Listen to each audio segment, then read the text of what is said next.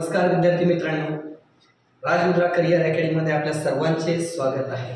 तर आज आपण एक नवीन व्हिडिओ घेऊन येत आहोत। समास व्याकरणावर एक काय घेऊन येत आहोत, समास हा भाग घेऊन येत आहोत। ओके, तर समास म्हणजे काय असतं? समास म्हणजे काय असतं की दोन शब्द एकत्रित आणण्यासाठी आपल्याला काय करावं लागतं, त्यामध्ये एक शिल्लक आलेली जी अक्षरं असतात किंवा अनावश्यक असलेली जी अक्षरं असतात, काही शब्द असतात, त्यांची काटकसर आपल्याला करावं लागत असते। याला आपण काय म्हणतो, समास असं म्हणतो की त्यांची काटकसर करून दोन शब्द एकत्रित आणत असतो। आपण काय म्हणतो, दोन शब्द एकत्रित आणतो, त्याला आपण काय म्हणतो, समास असं म्हणतो। तर समास म्हणजे काय की शब्दांचे एकत्रीकरण करणे। समास म्हणजे काय, शब्दांचे एकत्रीकरण करणे होय। तर सम काय, सम प्लस आस समास। ओके, सम प्लस अस समास म्हणजे काय, एकत्र होणे।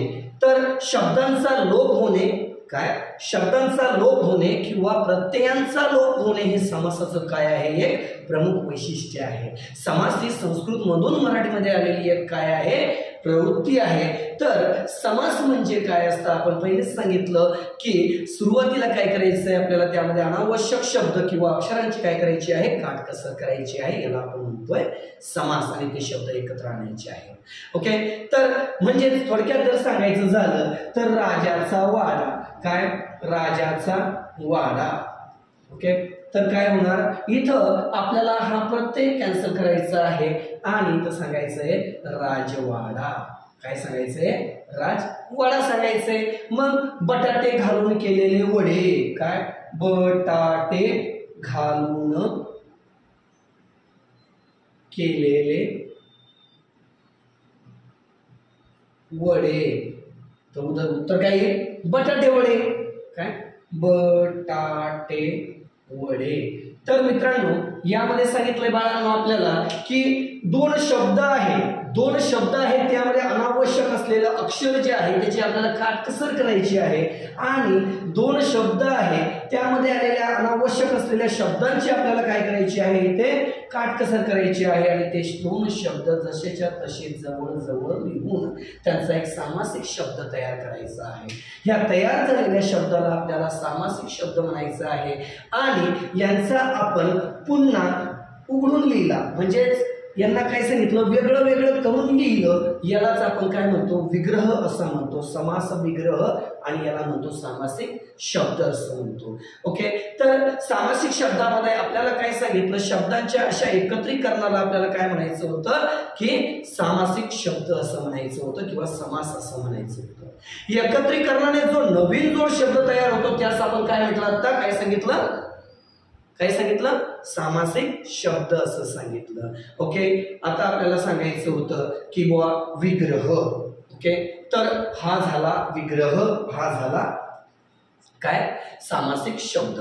तर आणखी विग्रह कसा होईल, वनभोजन शब्द घेतला आपण, काय घेतला थोडक्यात, वनभोजन, वनातील भोजन, बरोबर आहे। जर एखादा शब्द घेतला आपण चंद्रोदय, काय घेतलं, चंद्रोदय, चंद्राचा उदय, काय होईल, चंद्रोदय, चंद्राचा उदय। ओके, तर हे झाले सामासिक शब्द आणि त्याचा विग्रह। तर याच प्रकारात बाळांनो आपल्याला सांगितलंय की समास जो आहे, काय, समास जो आहे त्याचे एकूण किती प्रकार पडणार, 4 प्रकार पडणार। किती प्रकार पडणार, समासाचे एकूण 4 प्रकार पडणार। पहिला प्रकार कोणता, अव्ययीभाव समास। दुसरा प्रकार कोणता, तत्पुरुष समास। तिसरा प्रकार कोणता, द्वंद्व समास। आणि चौथा प्रकार कोणता आहे, तर तो आहे बहुव्रीही समास। तर या प्रकारात आपल्याला एकूण किती प्रकार पाहिजे आहे, तर समासाचे 4 प्रकार पाहिजे आहे। किती प्रकार पाहिजे आहे आपल्या समासाचे, 4। तर येथे जर आपण 4 प्रकार घेतले, ओके, समासाचे एकूण किती प्रकार घेतले आपण, इथे 4 प्रकार घेऊ। किती प्रकार घ्यायचे आपल्याला, 4 प्रकार। पहिला कोणता आहे, अव्ययी भाव। कोणता आहे, अव्ययी भाव। ओके, अव्ययी भाव समास। दुसरा कोणता आहे, तत्पुरुष समास। तिसरा कोणता आहे, द्वंद्व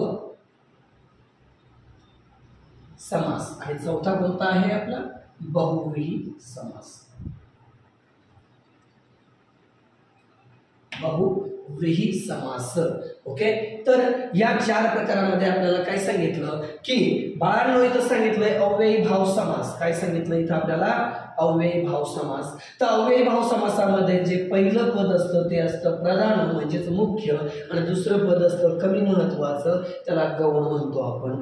आणि तत्पुरुष समासामध्ये पहिलं पद गौण असतं आणि दुसरं पद असतं महत्वाचं. तसंच द्वंद्व समास आहे, यामध्ये दोनही शब्द जे असतात, दोनही पदे जे असतात ते महत्वाचे असतात. आणि बहुव्रीही समास जो आहे त्या बहुव्रीही समासामध्ये दोनही पदे जी असतात ती महत्वाची नसतात, आणि त्या दोनही पदाबद्दल तिसऱ्याच पदाचा काय असतो इथं तिसऱ्याच पदाचा किंवा घटकाचा समावेश केलेला असतो. याला आपल्याला काय म्हणायचं आहे? बहुव्रीही समास असं म्हणायचं आहे. ओके, तर यामध्ये सांगितलं अव्ययी भावामध्ये किंवा दोनही पदे महत्वाची, दोन्ही पैकी पहिलं पद महत्वाचं आहे. तत्पुरुष मध्ये सांगितलं पहिलं पद महत्वाचं आहे, दुसरं तत्पुरुष मध्ये पहिलं कमी महत्वाचं, दुसरं महत्वाचं आहे. आणि द्वंद्वमध्ये दोनही महत्वाचे आहे. इथे काय सांगितलं आपल्याला? बहुव्रीहीमध्ये दोनही महत्वाचे नाही आणि त्याबद्दल तिसरा घटक घ्यावा लागतो. म्हणजे कसं आपण सांगताना काय सांगितलं की बाबा यामध्ये ह्यो म्हणतो मी महत्वाचा, दुसरा म्हणतो मी महत्वाचा, आपण म्हणतो बाबा जाऊ दे तू एवढे वेळ शांत राहा, ह्यो महत्वाचा. ओके, तर दुसऱ्यामध्ये तत्पुरुष मध्ये सांगितलं की कधी याला चान्स दिलाय तू महत्वाचा. ओके, तर इथं सांगितलं दोनही महत्वाचे आणि इथं सांगितलं दोनही महत्वाचे नाही, तिसरा महत्वाचा. ओके, याच प्रकारात आपण आता काय सांगायचं आहे ते की अव्ययी भाव समास. पहिला प्रकार कोणता पाहायचा आहे आपल्याला? अव्ययी भाव समास. ओके, तर अव्ययी भाव समास काय सांगितलं? पहिला प्रकार कोणता आहे? अव्ययी भाव समास. अव्ययी भाव कोणता समास आहे आपल्याकडे? आता अव्ययी भाव समास आहे. तर मित्रांनो अव्ययी भाव समास म्हणजे काय असतं? ओके, तर अव्ययी भाव समास म्हणजे की त्याचं पहिलं जे पद असतं पद काय? प्रथम पद उपसर्ग असतं. काय असतं? उपसर्ग. काय आलेलं असतं? प्रथम पद उपसर्ग रूपी अव्यय असतो. काय असतो? प्रथम पद उपसर्ग रूपी अव्यय असतो. तर कोणकोणते उपसर्ग असतात? तर यामध्ये पहिले येतोय संस्कृत. कोणता येतोय? संस्कृत. नंतर फारसी आणि त्यानंतर मराठी. ओके, तर हे लक्षात ठेवण्यासाठी खूप सिंपल आहे. ओके, संस्कृत प्रत्यय, त्यानंतर संस्कृत उपसर्ग, त्यानंतर फारसी उपसर्ग आणि त्यानंतर सांगितलंय मराठी. ओके, तर यामध्ये आपल्याला काय करायचं आहे? तर संस्कृत मध्ये आ यथा प्रति काय घ्यायचंय? संस्कृत मध्ये आपल्याला आ यथा प्रति यावत विनी. ओके, आ यथा प्रति यावत विनी. ओके, लक्षात असू द्या, यावत विनी लक्षात राहील. काय सांगितलं की संस्कृत जर आपल्याला संस्कृत मध्ये जे उपसर्ग समास होतो आपल्याला असं माहिती आहे. तर यामध्ये सांगितलंय अव्ययी भाव समासामध्ये संस्कृत आ यथा प्रति यावत विनी हे उपसर्ग लक्षात ठेवायचे. म्हणजे जर उदाहरण पाहायला गेलो आपण तर यथाक्रम काय काय होईल? यथाक्रम. ओके, यथाक्रम. यथाक्रम म्हणजे क्रमाप्रमाणे. यथाक्रम म्हणजे काय आहे? क्रमाप्रमाणे. प्रति वर्ष, प्रत्येक. ओके, तर यामध्ये आपल्याला प्रथम पद काय असतं? यथा हे काय असतं? इथं महत्वाचं असतं आणि दुसरं पद कमी महत्वाचं असतं असं सांगितलेलं आहे. तर यानंतर आपल्याला घ्यायचं आहे फारसी उपसर्ग. काय घ्यायचं आहे आपल्याला? फारसी उपसर्ग. तर काय होईल फारसी? बेला, बेदर, बेला. ओके, काय होईल? बेदर, बेला, बीन, हर, बर. ओके, लक्षात राहील. काय उपसर्ग राहील तर बेदर, बेला, गैर, बीन, हर, बर हे उपसर्ग आपल्याला काय करायचे इथं? फारसी उपसर्ग म्हणून वापरायचे आहे. पण जिथेही काय सांगितलं आपल्याला की संस्कृत उपसर्ग आहे, फारसी उपसर्ग, विचारू कोणताही शब्द हे उपसर्ग लावून विचारू, आपलं उत्तर काय सांगायचं आहे, अव्ययीभाव समास उत्तर आपल्याला सांगायचं आहे. तर यामध्ये काय सांगितलं आपल्याला की बिनधास्त, काय सांगितलं, बिनधास्त. ओके, बिनधास्त म्हणजे धास्ती शिवाय, काय म्हणजे याचा धास्ती शिवाय. तर येथे पण आपल्याला काय सांगितलं, धास्त सांगितलंय. ओके, मग त्यानंतर आपल्याला काय घ्यायचंय, मराठी. मराठीमध्ये काय झालेलं असतं, शब्दांची काय झालेली असते, पुनरावृत्ती झालेली असते. काय झालेली असते, शब्दांची पुनरावृत्ती.